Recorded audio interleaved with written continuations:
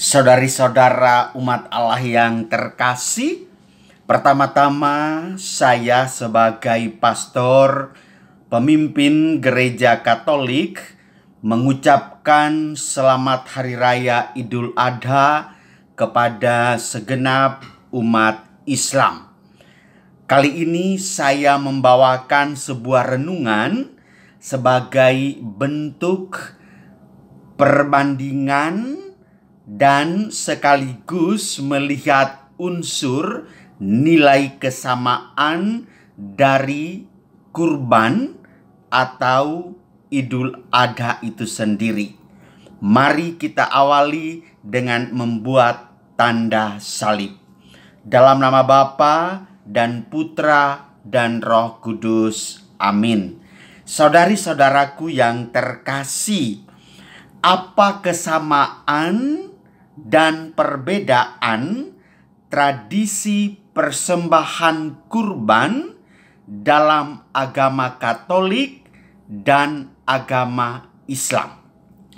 Kata kurban berasal dari bahasa Ibrani korban, dan dalam bahasa Arab kurban disebut juga dengan karib.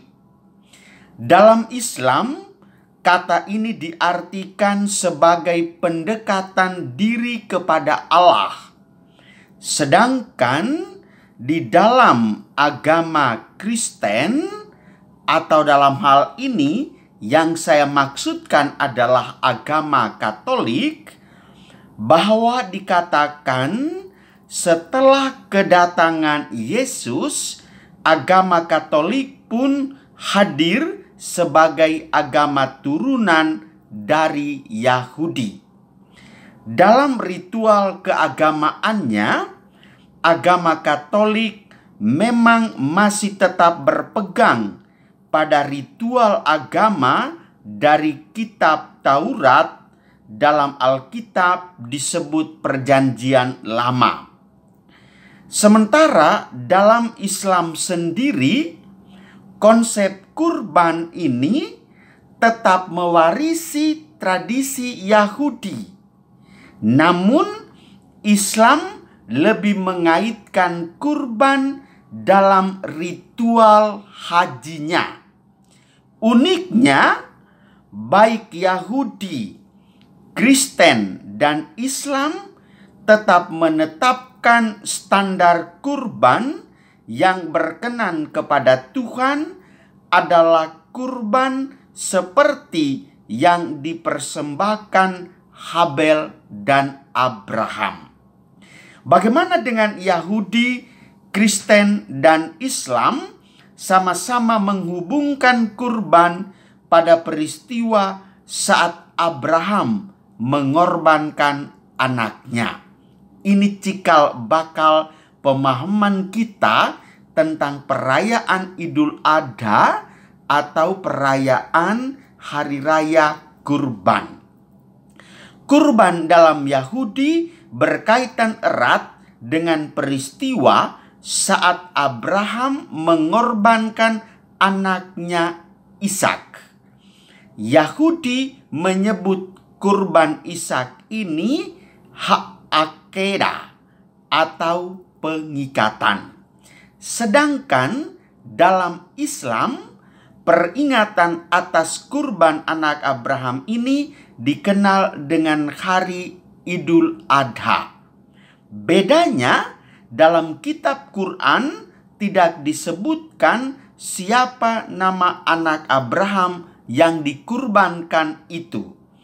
Ada yang menyebut Ismail, ada pula yang menyebutnya Ishak. Lalu bagaimana dengan versi Katolik?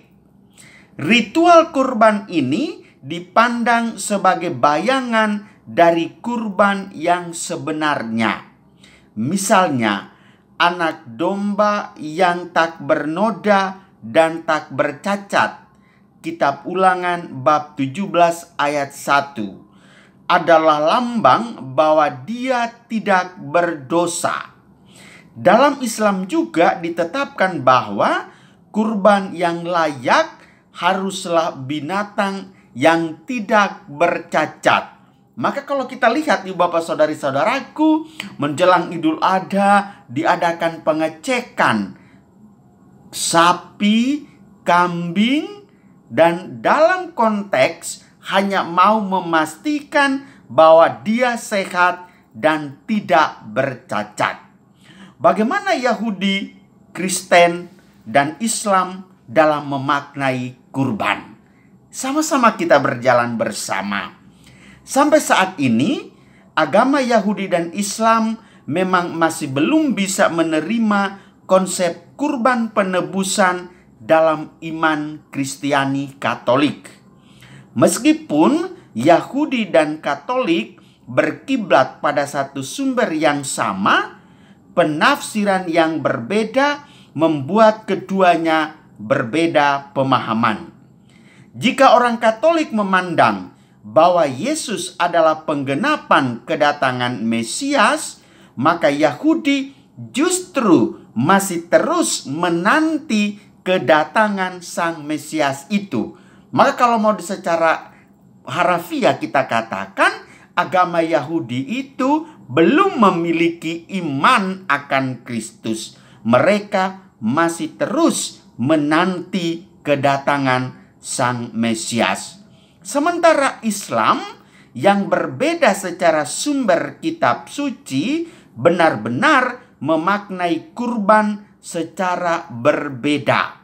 Sebab agama ini hanya mempertahankan kerangka ritualnya dan menolak penafsirannya berkaitan dengan kedatangan Mesias. Jadi, bagi Islam sendiri, hari kurban atau disebut Id al-Adha hanya bersifat memorial, yaitu memperingati peristiwa pengorbanan anak Abraham saja. Lalu berikut kita melihat bagaimana ritual mempersembahkan kurban dalam Yahudi, Katolik, dan Islam. Perbedaan pemahaman makna kurban dalam Yahudi, Katolik, dan Islam menyebabkan ritual kurban pada ketiga agama ini berbeda. Orang Yahudi biasanya akan mempersembahkan kurban berupa domba atau kerbau. Binatang ini akan dimasak dan dimakan bersama imam penjaga bait suci, dan sebagian kurban dibakar ke mezbah atau altar. Selain binatang, buah-buahan, dupa, dan serealia juga bisa jadi kurban. Dan ritual Yahudi inilah mirip dengan tradisi kurban yang dilakukan agama Islam. Maka pada hari Idul Adha kita melihat mereka akan mempersembahkan binatang jadi kurban sembelihan seperti kambing, kerbau, atau lembu. Berbeda dengan Katolik yang mengimani bahwa Yesus telah mewujudkan rekonsiliasi antara Allah dan umat manusia yang terpisah karena dosa. Kurban penebusan dosa itu sendiri telah digenapi melalui Sang Anak Domba Allah, yaitu Yesus yang adalah kurban dari perjanjian baru yang kekal. Kitab Ulangan bab 7 ayat 8, Kitab Mazmur bab 107 ayat 2, surat Kitab Nabi Yesaya bab 48 ayat 20. Dalam Katolik, Yesuslah yang telah menggantikan kurban-kurban binatang sebagaimana ritual keagamaan yang ditulis di dalam Perjanjian Lama. Dengan demikian, Ibu Bapak Saudari-saudaraku yang terkasih, persamaan dan perbedaan soal makna dan ritual kurban di antara agama samawi ini memang tak dapat dibantah. Tapi kembali kepada iman Katolik kita, bahwa melalui pengorbanan Yesus di salib, kita tidak perlu lagi mempersembahkan kurban binatang untuk penebusan dosa. Ingat, Injil Yohanes bab 3 ayat 16 mengatakan, karena begitu besar kasih Allah akan dunia ini, sehingga ia telah mengaruniakan anaknya yang tunggal, supaya setiap orang yang percaya kepadanya tidak binasa, melainkan beroleh hidup yang kekal. Dengan demikian, ibu bapak saudara-saudariku, semakin jelas ada kemiripan kurban yang dipahami dalam agama Yahudi dengan Islam, yaitu mempersembahkan binatang sebagai kurban persembahan mereka, sedangkan untuk orang Katolik tidak usah, karena Yesus sendiri telah mengorbankan dirinya sebagai penebusan bagi kita orang berdosa. Puji Tuhan, selamat sekali lagi kepada kaum Islam yang merayakan Hari Raya Idul Adha. Tuhan memberkati kita semua. Dalam nama Bapa dan Putra dan Roh Kudus. Amin.